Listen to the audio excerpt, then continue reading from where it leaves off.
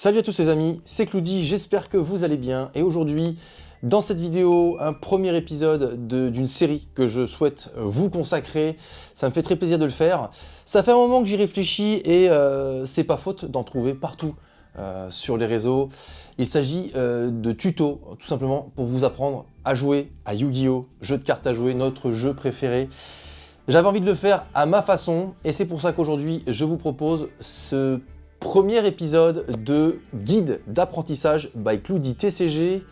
Aujourd'hui, on va voir les bases du jeu, c'est-à-dire qu'est-ce que Yu-Gi-Oh! Et aussi quels sont les essentiels à avoir pour pouvoir prétendre à jouer à Yu-Gi-Oh! C'est parti! Yu-Gi-Oh! Jeu de cartes à jouer, qu'est-ce que c'est incroyable! Moi, ça a bercé mon enfance. Pour aller dans des grandes lignes, si vous découvrez Yu-Gi-Oh! Que vous ne saviez pas ce qu'était Yu-Gi-Oh! Eh bien, c'est un jeu de cartes qui est tiré d'un manga légendaire, je dirais, parce qu'il a quand même marqué une très grosse génération dont je fais partie. À la base, c'est un manga dans lequel on retrouve Yugi Muto, c'est le héros principal. Au tout début du manga, en fait, il va compléter un objet antique, le puzzle millénaire, qui lui sera donné par son grand-père. Personne n'avait réussi à le monter et lui il va y arriver clairement parce que c'est son destin. Et à partir de ce moment-là, il va avoir une entité en lui, une seconde personnalité qui est en fait un vieux pharaon. Je vous donnerai pas plus de détails parce que je vous invite vraiment à aller lire le manga ou à regarder l'animé. Et à partir de ce moment, il va y avoir ce qu'on appelle un jeu d'ombre, le jeu des ténèbres. Et donc du coup, il va devenir très bon en jeu de société, et jeu de plateau et jeu de cartes. C'était déjà le cas parce que son grand-père tient une boutique de jeux. Et au fil du temps, il va affronter des adversaires jusqu'à qu'on arrive à la partie jeu de cartes à jouer créé par Pegasus à partir donc du coup de vieilles stèles égyptiennes. Je vous invite également vraiment à aller regarder tout ça, vous allez voir, il y a énormément de trucs sympas dans cette histoire. Et surtout, ça va clairement vous motiver à vouloir jouer aux cartes parce que vous allez découvrir des cartes dans le manga que l'on peut retrouver en vrai. Et moi j'adore ça, pouvoir retrouver des cartes du manga, principalement celles de Yu-Gi, car je suis un grand fan de Yu-Gi forcément. Les découvrir petit à petit, d'année en année, créées, éditées par Konami, parce qu'il y a des cartes encore aujourd'hui de Yu-Gi qui sont toujours pas existantes en vrai. Et j'espère que ça va vite arriver. Donc effectivement, à partir de là, depuis le manga, depuis l'arrivée du jeu de cartes, eh bien, le jeu de cartes a été édité en vrai, avec les decks de démarrage à l'époque, sorti je crois en 2002 par chez nous. Et forcément, avec la hype, un peu comme Pokémon, ça a pris du galon, de l'ampleur. Et aujourd'hui, eh bien, on est ici pour que je vous parle de Yu-Gi-Oh! Jeu de cartes à jouer. Dans Yu-Gi-Oh! Jeu de cartes à jouer, on est minimum 2 de préférence, hein, c'est quand même plus sympa à s'affronter avec... En fait, il existe deux versions de Yu-Gi-Oh! Aujourd'hui. La version Master Duel, en fait, vous êtes deux adversaires avec 8000 points. L'objectif étant, vous vous en doutez bien, de faire tomber les points de vie de son adversaire à 0. Il y a une variante un petit peu plus légère, avec moins de cartes, je vais vous expliquer ça au fur et à mesure, qui s'appelle le Speed Duel. Alors, je ne vais pas m'éterniser sur le Speed Duel, je ferai très certainement un tuto Speed Duel ultérieurement, après vous avoir expliqué dans les grandes lignes l'apprentissage des règles de base. Mais vous verrez, le Speed Duel est très intéressant, surtout quand on débute, je pense, selon moi, ça peut être vraiment très cool. Ou si on veut jouer juste fun, rapide, parce que du coup, l'avantage du Speed Duel, de son nom Speed, c'est qu'on fait des duels rapides. Et vous verrez, quand je vous expliquerai ça, vous allez vite comprendre pourquoi. Aujourd'hui, on est vraiment là pour l'apprentissage des règles standards, pour pouvoir vous apprendre à jouer de façon normale et prendre du plaisir à échanger les monstres sur le terrain, à comprendre comment fonctionnent les mécaniques de jeu de façon simple. Comme ça, vous aurez les bases et vous n'aurez plus qu'à vous lancer lors de duels. Aujourd'hui donc, dans cet épisode, on va énumérer les essentiels. Vous vous doutez bien, donc pour jouer à Yu-Gi-Oh! Il vous faudra d'abord un deck de 40 cartes minimum, parce qu'on peut avoir beaucoup plus de cartes, même si vous vous en doutez bien, moins on a de cartes, plus on se rapproche des 40, plus on a de chances de tirer la bonne carte pour ces combos.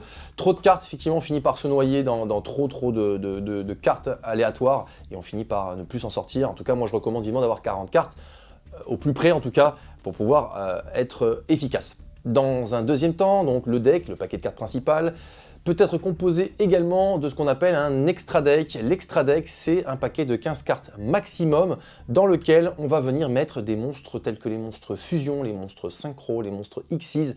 Alors vous vous dites, mais je sais quoi tout ça? Ne vous inquiétez pas, je vous expliquerai pas à pas qu'est-ce que c'est que ce type de monstres. Ce sont en fait des monstres avec des conditions d'invocation particulières qui viennent se mettre dans le fameux extra deck. Autre chose à avoir, c'est facultatif, mais en vrai, quand on commence à jouer un peu compétitif, c'est obligatoire, c'est ce qu'on appelle le side deck. Le side deck, c'est un paquet de cartes composé de 15 cartes maximum aussi, dans lequel on va venir rajouter des cartes complémentaires qui permettent d'adapter son deck à son adversaire. En gros, vous jouez votre deck, pendant le duel, vous vous rendez compte que ça marche pas correctement, vous n'arrivez pas à contrer ces combos, et bien généralement le side deck permet de pallier à ce problème théoriquement, même s'il y a tellement de variantes d'archétypes et de decks possibles. Mais en tout cas, c'est un soutien à l'évolution de sa stratégie lors de duels. Autre essentiel, forcément, même si c'est facultatif, mais je vous expliquerai ça plus tard, vous allez voir, on doit de préférence avoir une pièce de monnaie, car il y a des cartes qui se jouent à pile ou face. Il faut également un dé, car il y a des cartes qui se jouent avec des dés.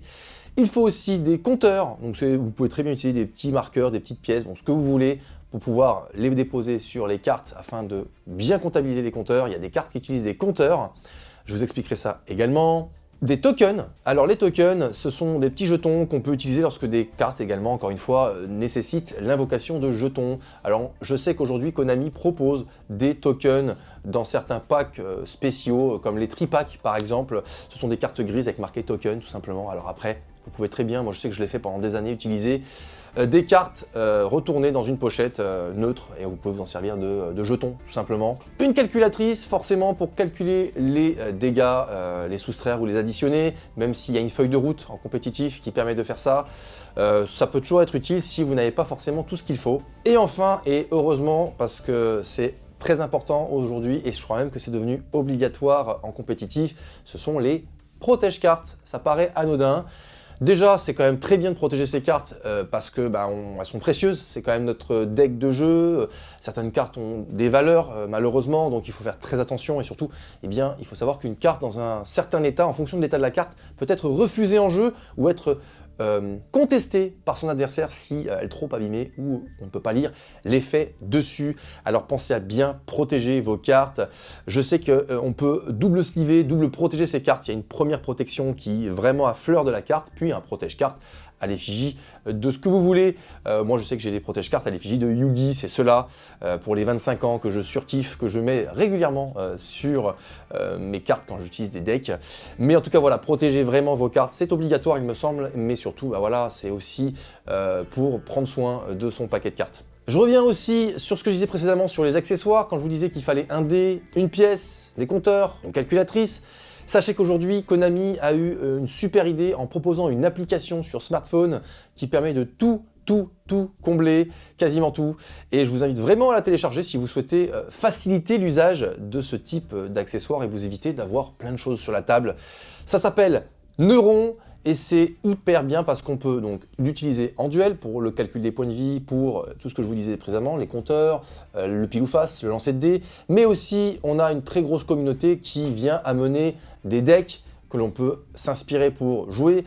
On a également des combos maintenant, on peut proposer ses propres combos et on peut également aller récupérer les combos d'autres joueurs un peu plus expérimentés, mais aussi et surtout, et c'est ça qui est génial, on peut créer des decks et les partager avec tout le monde. Donc si on veut commencer à créer des decks, s'inspirer un petit peu de ce qui se fait, eh bien Neuron permet de le faire et ça vous permettra d'aller à la chasse aux cartes qu'il vous manque afin de compléter votre deck optimal. Voilà, j'ai terminé pour ce premier épisode qui est consacré vraiment aux essentiels du jeu. Prenez-en bien note car c'est très important pour débuter à jouer. Il faut vraiment bien être équipé avant de se lancer dans le duel. Et voilà, ce premier épisode du guide d'apprentissage by Cloudy est terminé. On se retrouve très bientôt pour la suite. Ciao ciao!